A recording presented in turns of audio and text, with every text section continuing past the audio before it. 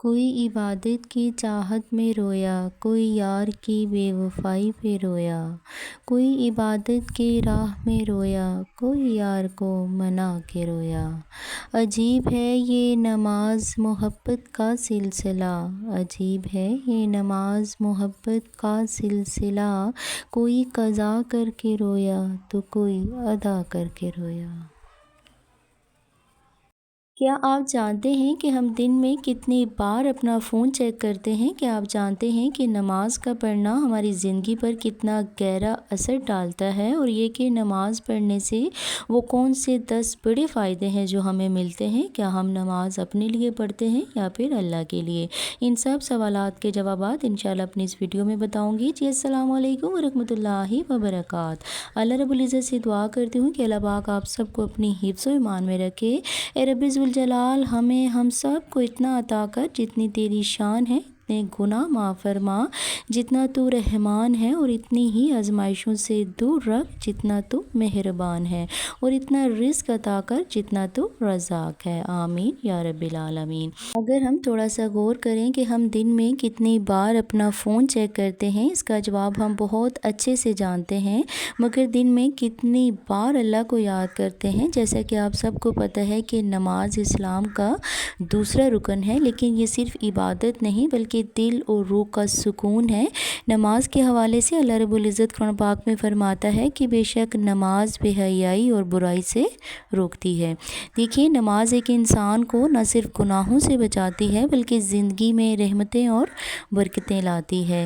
یہ ایک سجدہ جسے تو گراں سمجھتا ہے، یہ ایک سجدہ جسے تو گراں سمجھتا ہے، ہزار سجدوں سے دیتا ہے آدمی کو نجات۔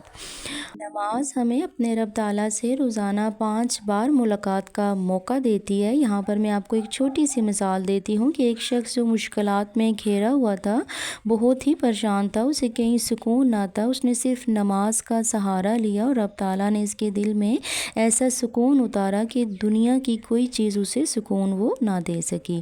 اب بات کر لیتے ہیں کہ نماز کا پڑھنا ہماری زندگی پر کتنا گہرا اثر ڈالتا ہے۔ تو نمبر 1 پر ہے کہ نماز دل کے بوجھ کو ہلکا کر دیتی ہے اور اللہ رب العزت پر بھروسہ مضبوط کر دیتی ہے۔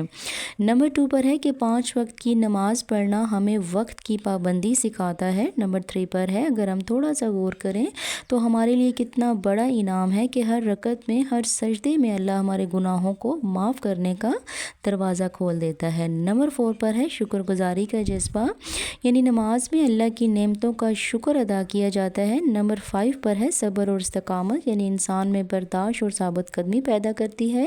نمبر 6 پر ہے برائیوں سے بچاؤ، یعنی نماز برائی اور بے حیائی سے روکتی ہے۔ نمبر 7 پر ہے اخلاق میں بہتری، نماز انسان کے اخلاق اور عادات کو سنوارتی ہے۔ نمبر 8 پر ہے روحانی طاقت، یعنی نماز سے ایمان مضبوط اور دل نورانی ہوتا ہے۔ اور نمبر 9 پر ہے نماز پڑھنے سے بہت سی بیماریوں سے ہم بچ سکتے ہیں۔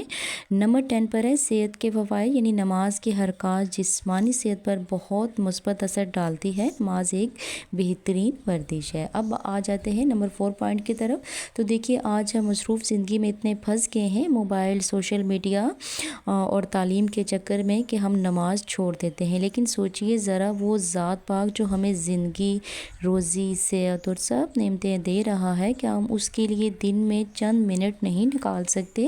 نماز ایک عبادت نہیں بلکہ اللہ کے ساتھ براہ راست بات کرنے کا ذریعہ بھی ہے۔ یاد رکھیے گا، نماز صرف ایک فرض نہیں بلکہ اللہ کی محبت کا سب سے خوبصورت اظہار ہے۔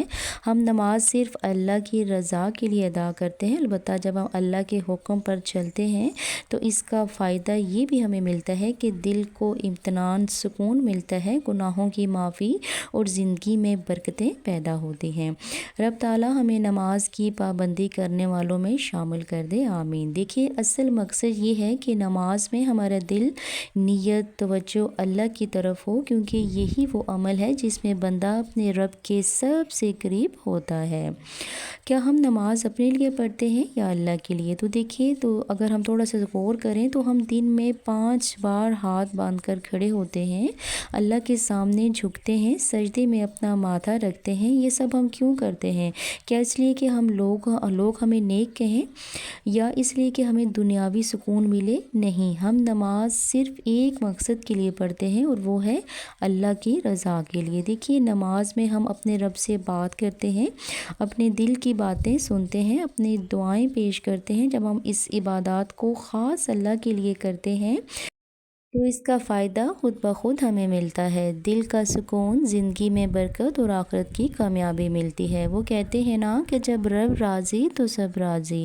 یاد رکھیے گا کہ نماز اللہ کا حکم ہے اور اس حکم کو ماننا ہماری بندگی کا سب سے بڑا ثبوت ہے۔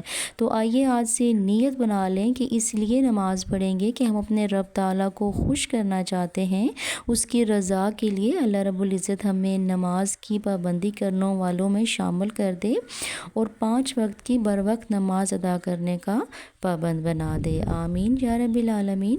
اجازت دیجیے گا، فی امان اللہ۔